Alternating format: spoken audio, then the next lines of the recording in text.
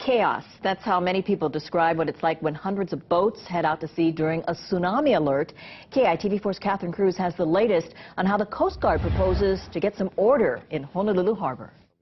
It really turns into a zoo. It's kind of every man for himself. This mariner says harbors become a free-for-all during a tsunami warning.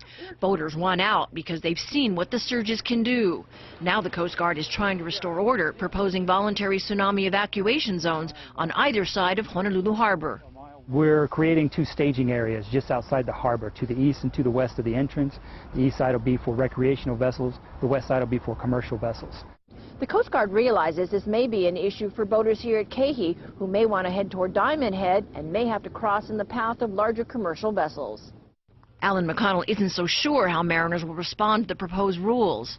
As long as we can get out offshore far enough that we're not in any kind of shallow water, I don't think exactly where we go is particularly important, as long as we're aware of which traffic is going where. So I think it's very important for commercial vessels because they require much deeper water and they're more dangerous. You know, they can run over a sailboat and not even know it.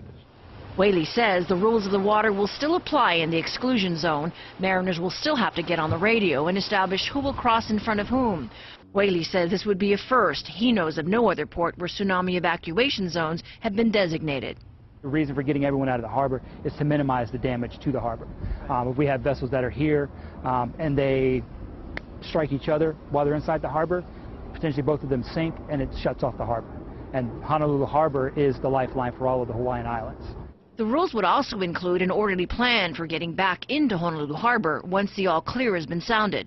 We can't have all the vessels come in at one time because a lot of them are going to need pilots and tugs to come in.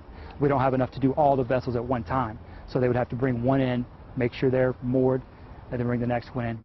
The plan calls for Coast Guard boats to be out on the water helping to shepherd the vessels back in.